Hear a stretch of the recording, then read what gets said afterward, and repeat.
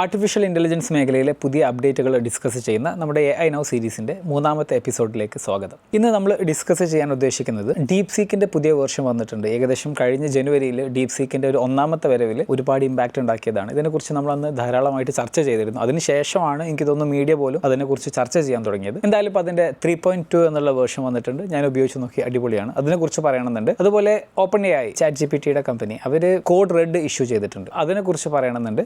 അതുപോലെ Zipfu AI എന്ന് പറഞ്ഞിട്ട് ഒരു AI കമ്പനിയുണ്ട്. മുൻപത്തെ വീഡിയോയിൽ ഞാൻ ഡിസ്കസ് ചെയ്തിരുന്നതെന്ന് തോന്നുന്നു. ഈ വീഡിയോയിൽ കുറേ കാര്യങ്ങൾ റെഗുലറായിട്ട് കാണുന്ന ആൾക്കാരാണെന്നുണ്ടെങ്കിൽ ചിലപ്പോൾ നിങ്ങൾക്ക് ഓവർലാപ്പ് ചെയ്യുന്ന പോലെയോ റിപ്പീറ്റ് ചെയ്യുന്ന പോലെയൊക്കെ തോന്നും. ആക്ച്വലി അതിന് ഞാൻ സോറി ചോദിക്കുകയാണ്. കാരണം എന്താ വെച്ചാൽ നമ്മൾ ഈ വീഡിയോയിൽ ചർച്ച ചെയ്യാൻ ഉദ്ദേശിക്കുന്നത് നിലവിൽ AIയുടെ പ്രോഗ്രസ് ഇങ്ങനെ പോകുന്നതും ഇതിൽ നമ്മൾ എങ്ങനെയാണ് ഡിസിഷൻ മേക്ക് ചെയ്യേണ്ടത്. ആസ് എ ഹ്യൂമൻ ബീയിങ് നമ്മൾ ഇതിനൊക്കെ നോക്കിക്കാണുന്ന ഒരു രീതി ഉണ്ടാവുമല്ലോ. അപ്പോൾ ഇതിൽ എങ്ങനെ നമുക്ക് സർവൈവ് ചെയ്യാം. കാരണം ഇതൊക്കെ ഇവിടെ ഉണ്ടാവും. അപ്പോൾ ഇതൊന്നും ഇല്ലാത്തൊരു ലോകം ഇനി നമുക്ക് ചിന്തിക്കാനും പറ്റില്ല.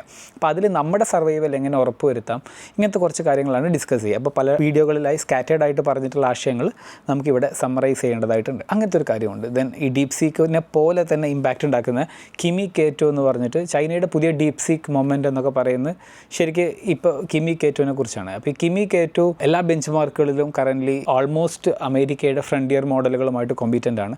എന്നാൽ വെറും $4.6 മില്യൺ എക്സ്പെൻസിൽ. മുൻപ് ഡീപ് സീക്കിനെ കുറിച്ച് നമ്മൾ പറഞ്ഞിരുന്നതും ഇതേ ഒരു കോസ്റ്റ് അഡ്വാൻറ്റേജ് ആണല്ലോ. അപ്പോൾ അതേ ഒരു കോസ്റ്റ് അഡ്വാൻറ്റേജിൽ ഈ കിമി K2 ഉണ്ട്, ZAI ഉണ്ട്, അല്ലെങ്കിൽ Zipfu ഉണ്ട്. അതുപോലെ ഡീപ് സീക്കിൻ്റെ 3.2 വേർഷൻ ഉണ്ട്. എഗെയിൻ ഈ നിലവിലുള്ള എല്ലാ ബെഞ്ച് മാർക്കുകളിലും കറൻ്റ്ലി GPT 5.1 ആണെങ്കിലും Gemini 3 ആണെന്നുണ്ടെങ്കിലും ഇതിനൊക്കെ വെട്ടുന്ന പെർഫോമൻസ് കാഴ്ചവെക്കുന്നുണ്ട്. അപ്പോൾ ഇതിനെക്കുറിച്ചൊക്കെ നമ്മൾ ചർച്ച ചെയ്യേണ്ടതുണ്ട്. അപ്പോൾ കുറച്ച് കാര്യങ്ങൾ ഓവർലാപ്പിംഗ് ആയിരിക്കും. അതിന് ക്ഷമ ചോദിക്കുകയാണ്. എന്നാൽ നമുക്ക് ഈ വീഡിയോയിൽ ഒരുപാട് ഇമ്പോർട്ടൻ്റ് ആയിട്ടുള്ള കാര്യങ്ങൾ ചർച്ച ചെയ്യാനുണ്ട്. ഡീപ് സീക്കിൻ്റെ രണ്ടാം വരവ് അധികം ആൾക്കാരും അറിയാതിരുന്നത് എന്താ വെച്ചാൽ ഒന്നാമത്തെ വരവ് പോലെ അത്ര നെട്ടലുണ്ടാക്കിയില്ല എന്നുള്ളതാണ്. യഥാർത്ഥത്തിൽ എനിക്ക് തോന്നുന്നത് എപ്പോഴും ഇങ്ങനെ നെട്ടാൻ ഭ്രാന്തൊന്നുമില്ലല്ലോ. കാരണം എന്താ വെച്ചാൽ ആൾമോസ്റ്റ് എവരി അതർ ഡേ പുതിയ AIകൾ വരുന്നുണ്ട്, പുതിയ ടെക്നോളജികൾ വരുന്നുണ്ട്. എല്ലാവരും കൺഫ്യൂസ്ഡ് ആണ് ഇതിൽ എങ്ങനെ ഒരു ഡിസിഷൻ മേക്ക് ചെയ്യണം എന്നുള്ളത്. റീസെൻ്റ് ആയിട്ട് AI ബബിൾ എന്നുള്ളൊരു ഡിസ്കഷൻ വേറെയുണ്ട്. അപ്പോൾ നല്ല എക്സ്പ്ലനേഷൻ കണ്ടത് എന്താ വെച്ചാൽ ഇതിലുള്ള ഇൻവെസ്റ്റ്മെൻറ്റുകളെ കുറിച്ചോ അല്ലെങ്കിൽ ഇതിൻ്റെ പേരിൽ ഇപ്പോൾ ഉണ്ടാക്കിക്കൊണ്ടിരിക്കുന്ന ഒരുപാട് $1 ട്രില്യൺ ഡാറ്റാ സെൻറ്റർ ഇൻവെസ്റ്റ്മെൻറ്റുകളുണ്ടല്ലോ, ഇതൊക്കെ ഒരു പക്ഷേ ബബിൾ ആവാം അല്ലെങ്കിൽ ഹൈപ്പ് ആവാം, വാട്ടെവർ.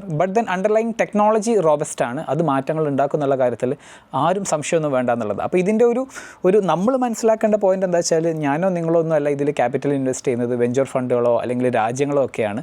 ഇവരുടെ ഇൻവെസ്റ്റ്മെൻറ്റ് പദ്ധതികളുമായിട്ട് മുൻപോട്ട് പോകും. അങ്ങനെ തന്നെയാണ് 100% ഗ്യാരണ്ടിയുള്ള ഇൻവെസ്റ്റ്മെൻറ്റുകളും നല്ല എല്ലാവരും ചെയ്യാം. But then as an end user ഞാനും നിങ്ങളൊക്കെ എന്തായാലും ഇതിനെ കൊണ്ട് ബാധിക്കപ്പെടും. ആ കാര്യത്തിൽ മാത്രം ഒരു മാറ്റം ഉണ്ടാവില്ല. അപ്പോൾ അതുകൊണ്ട് നമ്മൾ ശ്രദ്ധിച്ച് കേൾക്കേണ്ട കാര്യങ്ങൾ എന്താ വെച്ചാൽ ഡീപ് സീക്ക് എന്ത് ചെയ്യുന്നു, കിമി K2 എന്ത് ചെയ്യുന്നു എന്നൊക്കെയുള്ള പുതിയ ട്രെൻഡ് എന്താണെന്ന് വെച്ചാൽ അമേരിക്ക എന്തൊക്കെ ഉണ്ടാക്കിയാലും അത് വളരെ ക്യാപിറ്റലൊക്കെ ഇൻവെസ്റ്റ് ചെയ്ത് സ്മാർട്ടസ്റ്റ് മോഡൽ നമ്മുടേതാണ് എന്നുള്ള രീതിയിലൊക്കെ അവരിങ്ങനെ ബിൽഡ് ചെയ്ത് മുന്നോട്ട് പോകുമ്പോൾ ചൈന പിറകിൽ വന്നിട്ട് അതിന് ഫ്രാക്ഷൻ ഓഫ് എ കോസ്റ്റിൽ, അത് ഷൂ സ്ട്രിങ് ബജറ്റിൽ എന്നൊക്കെ പറയില്ല, ഒരുപാട് സാങ്ഷൻസ് ചൈനയ്ക്ക് മേലെയുണ്ട്, ചിപ്പുകൾ അങ്ങോട്ട് കൊടുക്കാൻ പാടില്ല.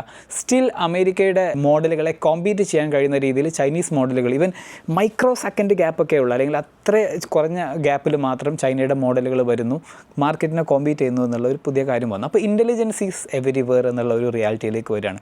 ഇൻ്റലിജൻസ് ഉണ്ടാക്കണം എന്നുണ്ടെങ്കിൽ നല്ലൊരു മോഡലും പിന്നെ ചിപ്പിൻ്റെ മേലെയുള്ള കൺട്രോളും ഉണ്ട് എന്നുണ്ടെങ്കിൽ ചെയ്യാൻ പറ്റും എന്നുള്ളതെന്ന് മാറിയിട്ട് എന്ത് അമേരിക്ക ഉണ്ടാക്കിയാലും അതിനെ ചീപ്പായിട്ട് ചൈന കോപ്പി അടിക്കും എന്നുള്ളതിലേക്കോ, ഇവൻ കോപ്പി അടി എന്ന് പറയേണ്ട, അവരുടേതായ രീതിയിൽ ഒരുപാട് ഇന്നോവേറ്റ് ചെയ്യുന്നുണ്ട്. അപ്പോൾ അങ്ങനെ ചൈന മാച്ച് ചെയ്യുന്നു എന്നുള്ള നിലയിലേക്ക് ലോകത്ത് വന്നു. ഇപ്പം നമ്മളെങ്ങനെ ഇതിൽ ചിന്തിക്കണം എന്നുള്ളത് ചോദിച്ചു കഴിഞ്ഞാൽ നമുക്കിതിൽ ഏതാണോ നല്ലത് അതെടുത്താൽ മതി. കാരണം ഇത് രണ്ടും നമ്മൾ ഉണ്ടാക്കാത്തതുകൊണ്ട് നമുക്കതാണ് ഈസി. അപ്പോൾ ഇതിൽ ഡിസ്കഷൻ എന്താണെന്ന് വെച്ചാൽ അമേരിക്കയുടെ ഹൈപ്പർ സ്കെയിലേഴ്സ് എന്ന് പറയുന്നത് നമ്മൾ കഴിഞ്ഞ വീഡിയോയിൽ ഡിസ്കസ് ചെയ്തിട്ടുണ്ട്. മെറ്റ പോലെയോ അല്ലെങ്കിൽ ആമസോൺ പോലെയോ അങ്ങനെ വലിയ രീതിയിൽ ഇൻവെസ്റ്റ് ചെയ്തിട്ട് വലിയ സ്കെയിലിൽ കാര്യങ്ങൾ ചെയ്യുന്നത്. ഇതിന് ഈക്വലൻ്റ് ആയിട്ട് ടെൻസെൻറ്റോ അല്ലെങ്കിൽ അലിബാബയോ ഒക്കെ ഇതുപോലെയുള്ള ഇൻവെസ്റ്റ്മെൻറ്റുകൾ മേക്ക് ചെയ്യുന്നുണ്ട്. ബട്ട് ദെൻ അമേരിക്കൻ കമ്പനികൾ മേക്ക് ചെയ്യുന്നതിൽ നിന്ന് 82% കുറവാണ് അത്ര ചൈനീസ് കമ്പനികൾ മേക്ക് ചെയ്യുന്നത്. അപ്പോൾ ഇൻ്റലിജൻസിന് ഒരു കോസ്റ്റ് ഉണ്ടെന്ന് പറയുമ്പോൾ അല്ല, ഇൻ്റലിജൻസിൻ്റെ കോസ്റ്റ് എഗെയിൻ കുറഞ്ഞുകൊണ്ടിരിക്കുകയാണ്. അത് ചൈന കുറച്ചുകൊണ്ടിരിക്കുകയാണ് എന്നുള്ളതാണ്. അപ്പോൾ വെസ്റ്റേൺ കൺട്രീസ് അല്ലെങ്കിൽ അമേരിക്കൻ കൺട്രികൾ വലിയ ഡാറ്റാ സെൻറ്ററുകൾ ഉണ്ടാക്കുന്നു, ബില്യണോ അല്ലെങ്കിൽ ട്രില്യൺ കണക്കിനോ ഇൻവെസ്റ്റ്മെൻറ്റുകൾ മേക്ക് ചെയ്യുന്നു, ലോസ് ഉണ്ടാക്കിയിട്ട് അവരുടെ ഇൻ്റലിജൻസ് ഇപ്പോൾ ഫ്രീ ആയിട്ട് കൊടുത്തിട്ട് ഇപ്പോൾ ഇന്ത്യ പോലെയുള്ള രാജ്യങ്ങളിൽ ജെമിനയോ പെർപ്ലക്സിറ്റിയോ ChatGPT ഒക്കെ ഫ്രീ ആയിട്ട് കിട്ടുന്ന ഒരു സാഹചര്യം ഇല്ലേ. അങ്ങനെയൊക്കെ അവർ മാർക്കറ്റിനെ അക്വയർ ചെയ്യാൻ ശ്രമിക്കുന്ന സമയത്ത് ചൈന കോമ്പീറ്റൻ്റ് AI ഉണ്ടാക്കി അതിനെ ഓപ്പൺ സോഴ്സ് ചെയ്ത് എല്ലാവർക്കും അവൈലബിൾ ആക്കുന്ന രീതിയിലേക്ക് കൊണ്ടുവരുന്നു. മാത്രമല്ല ഇത് ഓപ്പൺ സോഴ്സ് ആണ്, ഓപ്പൺ വെയിറ്റ് ആണ്. അപ്പോൾ നിങ്ങൾക്ക് വേണമെന്നുണ്ടെങ്കിൽ അത് ഡൗൺലോഡ് ചെയ്തിട്ട് അതിൻ്റെ സെൻസർഷിപ്പ് ഫിയറുകൾ, ഇപ്പോൾ ഡീപ് സീക്കിൻ്റെ സമയത്ത് അരുണാചൽ പ്രദേശിനെ കുറിച്ച് ചോദിക്കുക, അല്ലെങ്കിൽ ടിയാനൻമെൻ സ്ക്വയറിൽ എന്ത് സംഭവിച്ചു എന്നൊക്കെ ഉള്ളതിനെക്കുറിച്ച് ചോദിക്കാനൊക്കെ ആൾക്കാർ പറയുന്നില്ലേ. അത് പ്രശ്നമില്ല. എന്താ വെച്ചാൽ നമുക്ക് ഡൗൺലോഡ് ചെയ്തിട്ട് നമ്മുടെ പ്ലാറ്റ്ഫോമിൽ ഇട്ടിട്ട് ബയാസുകളില്ലാണ്ട് റൺ ചെയ്യാൻ പറ്റുന്ന രീതിയിലുള്ള ഓപ്ഷൻസ് എല്ലാം ഉണ്ട്. അപ്പോൾ അത്തരത്തിൽ ഓപ്പൺ സോഴ്സ് മോഡലിലൂടെ ചൈന ഇവിടെ ഒരു റെവല്യൂഷൻ ഉണ്ടാക്കുന്നത് ഇതിലുള്ള പവർ ഇക്വേഷൻസിനെ മാറ്റുന്നുണ്ട്. പല US കമ്പനികളും ചൈനീസ് മോഡലുകളിലേക്ക് പിഗ്ഗി ബാക്ക് ചെയ്യാൻ തുടങ്ങിയിട്ടുണ്ട്, അല്ലെങ്കിൽ അതിലേക്ക് മാറി എന്ന് പറയുന്നുണ്ട്. പക്ഷേ ഇത് ജിയോ പൊളിറ്റിക്കലി വലിയ സീരിയസ് ആയിട്ടുള്ളൊരു പ്രോബ്ലമാണ്. എന്താ വെച്ചാൽ ചൈനീസ് മോഡലുകളെ ഡിപ്പെൻഡ് ചെയ്യുന്നുണ്ടെന്ന് പുറത്ത് വന്നു കഴിഞ്ഞാൽ ഇത് ഇനി US ഗവൺമെൻറ്റിൻ്റെ ഭാഗത്ത് നിന്ന് എന്തെങ്കിലും പ്രശ്നങ്ങളൊക്കെ ഉണ്ടാവുമെന്ന് അറിയാത്ത വിഷയം ഉണ്ടാവാം. ഇനി അതല്ല, ചൈനയോട് ഒരു ആൻറ്റി ചൈന സ്റ്റാൻഡുള്ള ആൾക്കാർക്കും അത് വലിയ പ്രശ്നമായിരിക്കും. ബട്ട് ദെൻ പല കമ്പനികളും അവരുടെ ബാക്ക് എൻഡ് ചൈന കമ്പനികളിലേക്ക് മാറ്റി എന്നുള്ള കാര്യം പറയുന്നുണ്ട്, ഈ API ആക്സസും മറ്റൊക്കെ കിട്ടുന്നത്. അപ്പോൾ ഇതിനിടക്കാണ് ഓപ്പൺ എഐയുടെ കോഡ് റെഡ് ഇഷ്യൂ ചെയ്തതെന്നുള്ള വാർത്ത നമ്മൾ കൂട്ടി വായിക്കേണ്ടത്. കോഡ് റെഡ് ഇഷ്യൂ ചെയ്തത് ശരിക്കും ഇതൊരു കാലത്തിൻ്റെ കാവ്യനീതി എന്നൊക്കെ പറയുന്ന പോലെയാണ്. ജെമിനായി 3 ഇറങ്ങിയത് കാരണമാണ് open AI current code red issue ചെയ്തത്. 3 വർഷം മുൻപേ ChatGPT ഇറങ്ങിയത് കൊണ്ടാണ് ഗൂഗിൾ കോഡ് റെഡ് ഇഷ്യൂ ചെയ്തത്. കോഡ് റെഡ് ഇഷ്യൂ ചെയ്തു എന്ന് പറഞ്ഞാൽ നിലവിലുള്ള എല്ലാ പരിപാടിയും നിർത്തി വെച്ചിട്ട് എല്ലാവരും ഒറ്റ കാര്യത്തിൽ ഫോക്കസ് ചെയ്യാൻ. ChatGPT എന്നുള്ള ഒറ്റ പ്രൊഡക്റ്റിനെ നന്നായിട്ട് ഇമ്പ്രൂവ് ചെയ്ത് മോഡൽ ഇമ്പ്രൂവ്മെൻറ്റ് കൊണ്ടുവന്നാൽ മാത്രമേ നിലവിൽ അവർക്കുള്ള മോഡലും അതിൻ്റെ ഓഡിയൻസിനെയൊക്കെ സംരക്ഷിക്കാൻ കഴിയുള്ളൂ എന്നുള്ള റിയാലിറ്റിയിലേക്ക് ChatGPT വന്നപ്പോൾ അവർ കോഡ് റെഡ് ഇഷ്യൂ ചെയ്തു. ഗൂഗിളാണ് ഇതിൻ്റെ ഒരു പ്രൈമറി എന്നുണ്ടെങ്കിലും ഈ സിഫു AI ഉണ്ടല്ലോ, കുറച്ച് മുൻപ് നമ്മൾ സംസാരിച്ചത്, സിഫു AI ആക്ച്വലി IPOയിലേക്ക് പോവുകയാണ്. അവർക്ക് ഒരുപാട് പേയിങ് കസ്റ്റമേഴ്സ് ഉണ്ട്. അവർ ഡയറക്റ്റ്ലി കോമ്പീറ്റ് ചെയ്യുന്നത് ഐ തിങ്ക് ക്ലോഡുമായിട്ടൊക്കെയാണ്. കാരണം ക്ലോഡാണ് ഇപ്പോൾ കോഡിങ്ങിൽ അടിപൊളിയായിട്ടുള്ളതെന്ന് ഈ ഇൻഡസ്ട്രിയിലുള്ളവരെല്ലാം പറയുന്നുണ്ടല്ലോ. അപ്പോൾ $20 ക്ലോഡ് അവരുടെ പ്രീമിയം പാക്കേജിന് വാങ്ങുന്നത് എന്നുണ്ടെങ്കിൽ ഏകദേശം 20 യുവാനാണ് നിലവിൽ ഈ സിഫു AI വാങ്ങുന്നത്. അതിന് അവർക്ക് ലക്ഷക്കണക്കിന് സബ്സ്ക്രൈബേഴ്സ് ഓൾറെഡി ഉണ്ട്. അപ്പോൾ മാർക്കറ്റിനെ ഇടിക്കുന്നത് നോക്കണം. $20 എന്ന് പറഞ്ഞു കഴിഞ്ഞാൽ നമ്മളെ നാട്ടിലേക്ക് ഇപ്പോഴത്തെ എക്സ്ചേഞ്ച് റേറ്റ് അനുസരിച്ച് 1800-1900 രൂപയായി. അതേസമയം 20 യുവാൻ എന്ന് പറയുമ്പോൾ 250 റുപ്യയുള്ളൂ. അപ്പോൾ ആ മാറ്റം, ആ കോസ്റ്റ് അഡ്വാൻറ്റേജ് നന്നായിട്ട് ആര് ക്രിയേറ്റ് ചെയ്യുന്നുണ്ട്? ചൈന കമ്പനികൾ ക്രിയേറ്റ് ചെയ്യുന്നുണ്ട്. അപ്പോൾ ഇതൊക്കെ അമേരിക്കൻ കമ്പനികൾക്ക് ഈ വാല്യുവേഷൻ നമ്മൾ ശ്രദ്ധിക്കണം. ഇപ്പോൾ കിമി K2ൻ്റെ മൂൺഷോട്ട് AI എന്നുള്ള കമ്പനിയുടേതാണ്. അവരുടേത് 3 ബില്യൺ ആണ് അവരുടെ മാർക്കറ്റ് ക്യാപിറ്റലൈസേഷൻ എന്നാണ് കണ്ടത്. ഈ സിഫു AIയും ഏകദേശം 3 ബില്യൺ ആണ് വാല്യുവേഷൻ. ഇവർ കോമ്പീറ്റ് ചെയ്യുന്ന ഓപ്പൺ എഐയുടെ വാല്യുവേഷൻ, അതേ ലെവൽ ഓഫ് ഇൻ്റലിജൻസ് പ്രൊവൈഡ് ചെയ്യുന്ന ഓപ്പൺ എഐയുടെ വാല്യുവേഷൻ 500 ബില്യൺ ആണ്. ഇനി ആന്ത്രോപ്പിക് അഥവാ ക്ലോഡ് എന്ന് പറഞ്ഞ പ്രൊഡക്റ്റ് ഇറക്കുന്ന കമ്പനി, അവരുടെ കറൻറ്റ് മാർക്കറ്റ് ക്യാപിറ്റലൈസേഷൻ പറയുന്നത് 300 ബില്യൺ ആണ്. അപ്പോൾ ഇത് ബില്യൺസിനൊന്നും ഒരു വിലയില്ലാത്ത രീതിയിൽ അവരുടെ വാല്യുവേഷൻ ഉണ്ട്. ബട്ട് ദെൻ അവിടെ അതേ കോമ്പീറ്റൻസ് ഉള്ള ചൈന പ്രൊഡക്റ്റുകൾ അതിൻ്റെ ഒരുപാട് താഴെയുള്ള 100-1 വാല്യുവേഷനൊക്കെ അവൈലബിൾ ആണെന്നുള്ളത് മാർക്കറ്റിൻ്റെ ഒരു പാരഡോക്സ് ആണ്. ഇത് ലൈക്ക് US ഫണ്ടിങ് കിട്ടാൻ അവർക്ക് ഭയങ്കര ഈസിയാണ്. ചൈനയിൽ അവർക്ക് ഒരുപാട് സാങ്ഷൻസ്, റെസ്ട്രിക്ഷൻസ് ഉള്ള കാരണം അവരതിൽ ബ്യൂട്ടിഫുള്ളായി ചെയ്യുന്നു എന്നുള്ളതൊക്കെയാണ്. എന്തായാലും ഇത് നിലവിൽ നല്ലൊരു പ്രശ്നമായിട്ട് കാണുന്നുണ്ട്. അപ്പോൾ ഇവിടെ ഇനി എന്താണ് ഉണ്ടാവുമെന്ന് ചോദിച്ചു കഴിഞ്ഞാൽ, ഫ്രണ്ടിയർ ടെക്നോളജി അല്ലെങ്കിൽ ഫ്രണ്ടിയർ ഇൻ്റലിജൻസ് ക്രിയേറ്റ് ചെയ്യുന്നത് അത്ര വലിയ പ്രശ്നമുള്ള കാര്യമല്ല എന്ന് വരുമ്പോൾ ഇവിടെ ഇതിൻ്റെ സൊസൈറ്റൽ ഇമ്പാക്റ്റ് ശരിക്കും പറഞ്ഞു കഴിഞ്ഞാൽ ഒന്നും കൂടെ ഡിസ്റപ്റ്റീവ് ആകുകയാണ്. ശരിക്കും പറഞ്ഞാൽ അവിടെ നമ്മൾ നോക്കേണ്ടത് എന്താ വെച്ചാൽ, ഡീപ് സീക്കിൻ്റെ ഫൗണ്ടർ റീസെൻ്റ്ലി നടത്തിയിട്ടുള്ള ഒരു അനൗൺസ്മെൻറ്റാണ്. അവർ അതിന് വിളിക്കുന്നത് ജോബോകാലിപ്സ് എന്നുള്ളതാണ്. അതായത് ജോലികൾ ഒരുപാട് പെട്ടെന്ന് ഇല്ലാതാവുന്ന ഒരു അവസ്ഥയുണ്ട്. അപ്പോൾ ചൈനയിലെ ഒരു കാര്യം നോക്കുകയാണെന്നുണ്ടെങ്കിൽ, ലോകത്തിൻ്റെ മാനുഫാക്ചറിങ് ഹബ്ബാണ് ചൈന എന്നുണ്ടെങ്കിലും ചൈനയിലെ യൂത്ത് അൺഎംപ്ലോയ്മെൻറ്റ് ഏകദേശം 18 മുതൽ 20%. ഇതിൻ്റെ ഇമ്പാക്റ്റ് പറയുന്നത് എന്താണെന്ന് വെച്ചാൽ, അവിടെ ഇപ്പോൾ റീസെൻ്റ്ലി ഒരു 1730 ഒഴിവുകളിലേക്ക് ഏകദേശം 10 ലക്ഷം ആൾക്കാർ റെസ്യൂമേ കൊടുത്തു എന്നൊക്കെ പറയുന്നുണ്ട്. അപ്പോൾ ഞാനിത് ആലോചിച്ച് നമ്മളെ നാട്ടിലും ഇതുപോലെ PSC പരീക്ഷയ്ക്ക് ആകെ 1000 ഒഴിവുണ്ടെങ്കിൽ അതിന് 10 ലക്ഷം ആൾക്കാർ അപേക്ഷ കൊടുക്കുന്നുണ്ട്. UPSCക്ക് അതുപോലെ തന്നെ കൊടുക്കുന്ന കാര്യം കണ്ടിട്ടുണ്ട്. റെയിൽവേൻ്റെ ഇനി ഒഴിവ് വരികയാണെന്നുണ്ടെങ്കിൽ, ഗവൺമെൻറ് സെക്ടറിൽ വരികയാണെന്നുണ്ടെങ്കിൽ വലിയ രീതിയിൽ ആൾക്കാർ അപേക്ഷ കൊടുക്കാറുണ്ട്. പക്ഷേ അത് ജോലി ഉള്ളവരും ഒരു സ്റ്റേബിൾ ജോലിയൊക്കെ തേടിയിട്ടൊക്കെ പോകാറുണ്ട്. പക്ഷേ പ്രൈവറ്റ് സെക്ടറിലും ആൾക്കാർക്ക് ജോലി ഇല്ല എന്നുള്ളൊരു പ്രശ്നമില്ല. അപ്പോൾ ചൈന ശരിക്കും നമ്മൾ സിംഗിൾ പാർട്ടി റൂളാണ്, ചൈനയിലെ സിസ്റ്റംസൊക്കെ നമുക്ക് അറിയുന്നുണ്ടാകും. അപ്പോൾ അവരെ സംബന്ധിച്ചിടത്തോളം ഗവൺമെൻറ് നന്നായി പെർഫോം ചെയ്യുന്നു, ആളുകളെല്ലാം നല്ല ഹാപ്പിയാണ്, പ്രോസ്പെറസ് ആണ് എന്നുള്ളതാണ് അവരുടെ ഒരു ഇൻഡെക്സ്. അതല്ല എന്നുണ്ടെങ്കിൽ നേതൃത്വത്തിന് നേരെ ആൾക്കാർക്കിടയിൽ ഒരുപാട് അമർഷങ്ങളൊക്കെ വരാൻ തുടങ്ങും. പിന്നീട് അവിടെ പാർട്ടി കൂടിയിട്ട് ആളെ മാറ്റമൊക്കെ ആയിരിക്കും ചെയ്യുന്നുണ്ടാവുക. അപ്പോൾ ഈ ഒരു അവസ്ഥയിലേക്ക് ഒരു പക്ഷേ ചൈന വരുമോ എന്നുള്ള ഒരു ചോദ്യം അവിടെ വരുന്നുണ്ട്. എന്താ വെച്ചാൽ യൂത്ത് അൺഹാപ്പി ആകുന്ന ഒരു സിനാരിയോ അവർക്ക് ജോലികൾ കുറയുന്നു ഓട്ടോമേഷൻ കാരണം. അപ്പോൾ AI അവരുടെ വൈഡായിട്ട് എല്ലാ ഇൻഡസ്ട്രിയിലും AI ഇംപ്ലിമെൻറ്റ് ചെയ്യണം എന്നുള്ളത് ഗവൺമെൻറ് ഡയറക്റ്റീവ് ഉണ്ട്. ഗവൺമെൻറ് നേരിട്ട് ഇടപെട്ടിട്ട് യൂണിവേഴ്സിറ്റികളെ കൊണ്ടും മറ്റുമൊക്കെ അവിടെ സിലബസിലൊക്കെ AI ഇൻക്ലൂഡ് ചെയ്യുന്നതിന് വേണ്ടുന്ന ശ്രമങ്ങളുണ്ട്. അവിടുത്തെ ഷിങ്ഹാ യൂണിവേഴ്സിറ്റി എന്ന് പറഞ്ഞിട്ട് ചൈനയിൽ വേൾഡിൽ എനിക്കൊന്ന് 20ാം റാങ്കിലൊക്കെ ഉള്ള യൂണിവേഴ്സിറ്റിയാണ്. ചൈനയുടെ MIT എന്നാണ് അറിയപ്പെടുന്നത്. ഇന്ന് ലോകത്തെ ഏറ്റവും കൂടുതൽ AI റിസർച്ച് പേപ്പറുകൾ ഇറക്കുന്നത് ഈ ഷിങ്ഹാ യൂണിവേഴ്സിറ്റിയാണ്. അപ്പോൾ ഷിങ്ഹാ യൂണിവേഴ്സിറ്റിയാണ് ചൈനയിലെ സ്കൂളുകൾക്കൊക്കെ വേണ്ടുന്ന AI കരിക്കുലവും തയ്യാറാക്കിയിട്ടുള്ളത്. ഞാൻ ആ പുസ്തകങ്ങൾ കണ്ടിട്ടുണ്ടായിരുന്നു.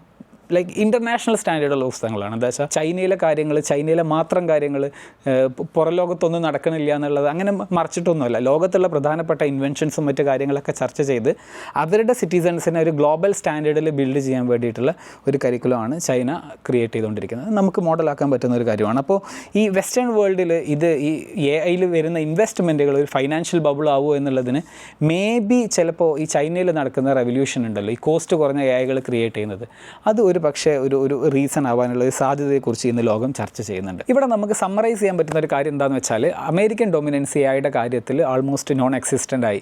നമ്മൾ ആസ് ആൻ ഇന്ത്യൻ നമ്മൾ ചെയ്യേണ്ടത് എന്താണെന്ന് വെച്ചാൽ നമുക്ക് ഓപ്ഷണലാണ് അമേരിക്കൻ AI എടുക്കണോ ചൈനീസ് AI എടുക്കണോ, നമുക്ക് നമ്മുടെ ആവശ്യങ്ങൾക്ക് നമ്മുടെ വർക്ക് ഫ്ലോക്ക് അനുസരിച്ചിട്ടുള്ള AI ടൂളുകളിലേക്ക് എടുക്കുക.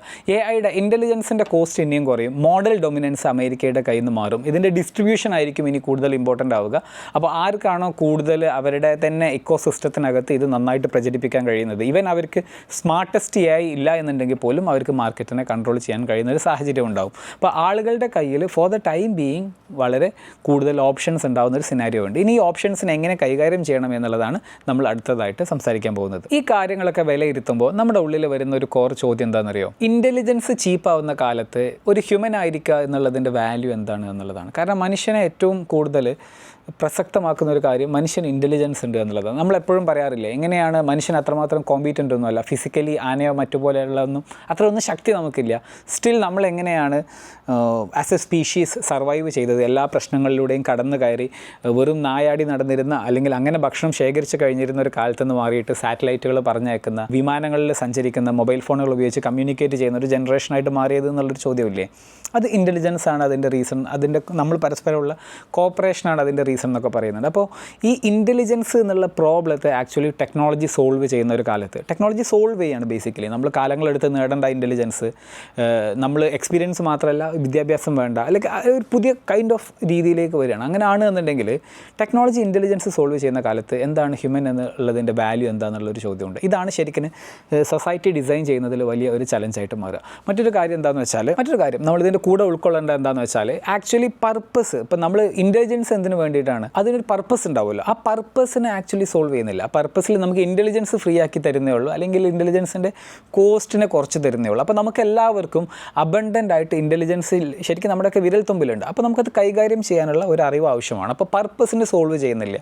അപ്പോൾ സംഭവിക്കാൻ പോകുന്നത് എന്താണെന്നറിയോ? നമുക്ക് എല്ലാവർക്കും പുതിയ തൊഴിലുകൾ ആവശ്യമായിട്ട് വരും, ഐഡൻറ്റിറ്റി ആവശ്യമായിട്ട് വരും, മീനിങ്ങുകൾ ആവശ്യമായിട്ട് വരും, പുതിയ രീതിയിൽ നമ്മൾ ആളുകളുമായിട്ട് വാല്യൂ ഇൻട്രാക്ട് ചെയ്യുന്നതിനുള്ള സിസ്റ്റംസ് ആവശ്യമായിട്ട് വരും. ഇപ്പോൾ പുതിയ ഫോം ഓഫ് കമ്മ്യൂണിറ്റി, പുതിയ വഴികളിലുള്ള ടീച്ചിങ്, ഇങ്ങനത്തെ ഒരുപാട് കാര്യങ്ങളൊക്കെ ആവശ്യമായിട്ട് വരും. അപ്പോൾ നമ്മൾ ശ്രദ്ധിക്കേണ്ടത് എന്താണെന്ന് വെച്ചാൽ, നമ്മൾ ഏത് ഇൻഡസ്ട്രിയിലാണ് നിങ്ങളുള്ളത് എന്നുണ്ടെങ്കിലും നിങ്ങൾ അതിൻ്റെ ഒരു ടോപ്പ് 5%, ടോപ്പ് 1% ബ്രാക്കറ്റിലേക്കൊക്കെ കയറാൻ എന്താണ് ചെയ്യേണ്ടത് എന്നുള്ളത് നോക്കാം. അപ്പോൾ മിക്ക ആൾക്കാർക്കും ചിലപ്പോൾ അവർ ചെയ്യുന്ന ജോലികളിൽ AI ഉപയോഗിച്ചിട്ട് ഒരു 3x അല്ലെങ്കിൽ 5x അഡ്വാൻറ്റേജ് ക്രിയേറ്റ് ചെയ്യാൻ പറ്റുന്നുണ്ടാവും. ഇതൊരു കാറ്റഗറി ഓഫ് ആൾക്കാരാണ്. അതല്ല, മറ്റൊരു കാറ്റഗറി ഓഫ് ആൾക്കാർക്ക് എന്ത് ചെയ്യാം, അവരുടെ ഇൻഡസ്ട്രിയിൽ AIനെ അപ്ലൈ ചെയ്യാൻ കഴിയുന്ന ടൂളുകൾ ബിൽഡ് ചെയ്യാൻ പറ്റും. ഇനി ഇതല്ല എന്നുണ്ടെങ്കിൽ മറ്റൊരു കാറ്റഗറിക്ക് എന്ത് ചെയ്യാം, അവരുടെ ഇൻഡസ്ട്രിയിലേക്ക് AIയെ കൊണ്ടുവന്നിട്ട് ഒരു എൻറ്റയർലി പുതിയ സാധ്യത ബിൽഡ് ചെയ്യാനൊക്കെ പറ്റും. അപ്പോൾ നിലവിലുള്ള AI ടൂളുകളുടെ മേലെ നിങ്ങൾക്ക് ആപ്പുകളോ മറ്റോ ഒക്കെ ബിൽഡ് ചെയ്തിട്ട് അങ്ങനെ ഒരു ഇൻഡസ്ട്രി ക്രിയേറ്റ് ചെയ്യുക. ഇറ്റ്സ് അപ് ടു യു, നിങ്ങളുടെ കയ്യിലാണ് ചോയ്സ്. ഇപ്പോൾ നിങ്ങളുടെയൊക്കെ ഫാമിലിയിലോ ഫ്രണ്ട്ഷിപ്പ് സർക്കിളിലോ ഒക്കെ എന്താവശ്യം ഉണ്ടെങ്കിൽ ആൾക്കാർ നിങ്ങളോട് വന്നിട്ടാണ് AIയുടെ ഒരു പുതിയ കാര്യം ചോദിക്കുന്നത് എന്നുണ്ടെങ്കിൽ നിങ്ങൾ മനസ്സിലാക്കേണ്ടത് അത് നിങ്ങളുടെ ഒരു മോട്ടാണ്, അല്ലെങ്കിൽ നിങ്ങളുടെ യുണീക്കായിട്ടുള്ളൊരു എബിലിറ്റിയാണ്. അപ്പോൾ നിങ്ങൾ അതിൻ്റെ മേലെ പിന്നെ പണിയെടുത്തുകൊണ്ടിരിക്കുക. കാരണം എന്താ വെച്ചാൽ നിങ്ങൾ ഔട്ട്ഡേറ്റഡ് ആയി കഴിഞ്ഞാൽ ഓട്ടോമാറ്റിക്കലി പിന്നെ ഫ്രണ്ട്സ് നിങ്ങളുടെ അടുത്തേക്ക് വരില്ലല്ലോ. ആരാണോ പുതിയതായിട്ട് അവർക്ക് അതേ ഇൻഫർമേഷനും കാര്യങ്ങളും കൊടുക്കുന്നത് അവരുടെ അടുത്തേക്ക് പോകും. അപ്പോൾ നിങ്ങൾക്ക് വാട്ട് എവർ അഡ്വാൻറ്റേജ് ഉണ്ട്, സ്പെഷ്യൽ പൊസിഷൻ ഉണ്ട്, അതിനെ മെയിൻറ്റെയിൻ ചെയ്യാൻ വേണ്ടിയിട്ട് നിങ്ങൾ ശ്രമിച്ചുകൊണ്ടേ ഇരിക്കുക എന്നുള്ളതാണ്. ഈ കാലത്തിൻ്റെ ഒരു പ്രത്യേകത എന്താ വെച്ചാൽ നമ്മൾ വളരെ ഫാസ്റ്റായിട്ട് ഔട്ട്ഡേറ്റഡ് ആയിരിക്കും. ഇപ്പോൾ ഇൻ്റർനെറ്റ് ഇത്രയും എല്ലാ പരിസരത്തുമുള്ള യുബിക്യൂട്ടസ് ആയിട്ടുള്ള ഒരു കാലത്ത് നമ്മൾ ഇൻ്റർനെറ്റ് ഉപയോഗിക്കാത്ത ഒരാളാണെന്ന് പറഞ്ഞു കഴിഞ്ഞാൽ നമ്മൾ എത്രമാത്രം നമുക്കതൊരു ഡിസഡ്വാൻറ്റേജ് ആയിട്ട് മാറുമോ, അതുപോലെ തന്നെയാണ് AI ടൂളുകൾ ഇത്രയും വ്യാപകമായിട്ടുള്ളൊരു കാലത്ത് നമ്മളത് ഉപയോഗിക്കാത്ത ആളാണെന്ന് പറഞ്ഞു കഴിഞ്ഞാൽ നമുക്ക് ഡിസഡ്വാൻറ്റേജുകളുണ്ട്. ഇനി AIക്ക് ഒരുപാട് റിയൽ വേൾഡ് ബെനിഫിറ്റുകളുണ്ട് എന്നുള്ളത് അതിനെക്കുറിച്ച് ഉപയോഗിക്കുന്ന ആൾക്കാർക്കൊക്കെ അറിയുന്നുണ്ടാവും. അപ്പോൾ നിങ്ങൾ ഈ ഒരു കാലത്ത് ഇതിൻ്റെ ഏറ്റവും ഫ്രണ്ടിൽ പോകാൻ വേണ്ടി ശ്രദ്ധിക്കുക എന്നുള്ളതാണ് എനിക്ക് നിങ്ങളൊരു സജഷനായിട്ട് പറയാനുള്ളത്. ഇനി ഇതിൽ നിങ്ങൾക്കൊരു കിക്ക് സ്റ്റാർട്ട് ആവശ്യമാണെന്നുണ്ടെങ്കിൽ കഴിഞ്ഞ കുറേ കാലത്തെ റിസർച്ചും അതുപോലെ തന്നെ നല്ല റെഫറൻസുകളൊക്കെ ഉപയോഗിച്ച് ഏജ് ഓഫ് ഇൻ്റലിജൻസ് എന്ന് പറഞ്ഞിട്ടുള്ള ഒരു പുസ്തകം ഞാൻ എഡിറ്റും ഓതറും ചെയ്തിട്ടുണ്ട്. എന്ന് വെച്ചാൽ പൂർണ്ണമായിട്ടും ഞാൻ എഴുതിയതല്ല, അതൊരു അഡാപ്റ്റഡ് ആണ്. ബട്ട് ദെൻ ഒരുപാട് കാര്യങ്ങൾ നമ്മുടേതായ രീതിയിൽ മാറ്റിയൊക്കെ എഴുതിയിട്ട് ഞാൻ 2019 ഇതിന് മുൻപ് ഒരു പുസ്തകം എഴുതിയിട്ടുണ്ടായിരുന്നത്. DC ബുക്സ് പബ്ലിഷ് ചെയ്തിരുന്നതാണ്. സാമന്തയുടെ കാമുകന്മാർ എന്ന് പറഞ്ഞ് ടെക്നോളജിയെക്കുറിച്ചുള്ള പുസ്തകമാണ്, നോവലാണെന്ന് തെറ്റിദ്ധരിക്കരുത്. അപ്പോൾ അങ്ങനത്തെ ഒരു പുസ്തകം എഴുതിയിട്ടുണ്ടായിരുന്നു. അതിൻ്റെ കണ്ടിന്യൂവേഷൻ എഴുതാൻ വേണ്ടിയിട്ട് കുറേ കാലമൊക്കെ ചിന്തിച്ചിട്ടുണ്ടായിരുന്നു. ബട്ട് ദെൻ അത് ഇപ്പോഴാണ് സമയം ഒത്തു വന്നതെന്ന് തോന്നുന്നു. അപ്പോൾ ഏജ് ഓഫ് ഇൻ്റലിജൻസ് എന്ന പേരിൽ ഒരു പുതിയ പുസ്തകം എഴുതിയിട്ടുണ്ട്. അപ്പോൾ AI എവിടെ നിന്ന് തുടങ്ങി എങ്ങോട്ട് പോകുന്നു എന്നുള്ളതിനെക്കുറിച്ച് നിങ്ങൾക്ക് വ്യക്തമായിട്ടുള്ളൊരു ധാരണ ലഭിക്കുന്ന, എല്ലാ മേഖലയിലും AI എങ്ങനെയാണ് ഡിപ്ലോയിഡ് ആവുന്നത് എന്നുള്ളതിനെക്കുറിച്ച് അറിയാൻ സാധിക്കുന്ന, നിങ്ങൾക്ക് ഒരു ക്ലിയർ പിക്ചർ ഈ മേഖലയെക്കുറിച്ച് നല്ല ഒരു കിക്ക് സ്റ്റാർട്ട് കിട്ടാൻ നിങ്ങളെ ഹെൽപ്പ് ചെയ്യുന്ന ഒരു പുസ്തകമായിരിക്കും. അപ്പോൾ ഇത് കൂടുതൽ വായിക്കണം എന്നൊക്കെ അറിയണമെന്നുണ്ടെങ്കിൽ 2 ഭാഷയിൽ അവൈലബിൾ ആണ്. ഇംഗ്ലീഷ് ഭാഷയിലായിരിക്കും ആദ്യം അവൈലബിൾ ആവുക. 2026 ഒരു ജനുവരി 1st വീക്കിലാണ് പുസ്തകം നിങ്ങൾക്ക് ലഭിക്കുന്നുണ്ടാവുക. ആ സമയത്ത് ന്യൂ ഇയറിൽ പുതിയൊരു സ്റ്റാർട്ടൊക്കെ ആയിട്ട് അത് വായിക്കാൻ താല്പര്യപ്പെടുന്നവരുണ്ടെങ്കിൽ അവർക്ക് ഈ പുസ്തകം പ്രീ ഓർഡർ ചെയ്യാനുള്ള ലിങ്ക് ഞാൻ ഈ വീഡിയോൻ്റെ ഡിസ്ക്രിപ്ഷനിലും കമൻറ്റ് ബോക്സിലും നൽകിയിട്ടുണ്ട്. താല്പര്യമുള്ളവർ ചെക്ക് ചെയ്ത് നോക്കുക. AI മേഖലയിൽ റെഗുലറായിട്ട് നടക്കുന്ന അപ്ഡേറ്റുകൾ ഫോളോ ചെയ്യാൻ AI Now സീരീസ് നിങ്ങൾ റെഗുലറായിട്ട് കാണാൻ ശ്രദ്ധിക്കുക.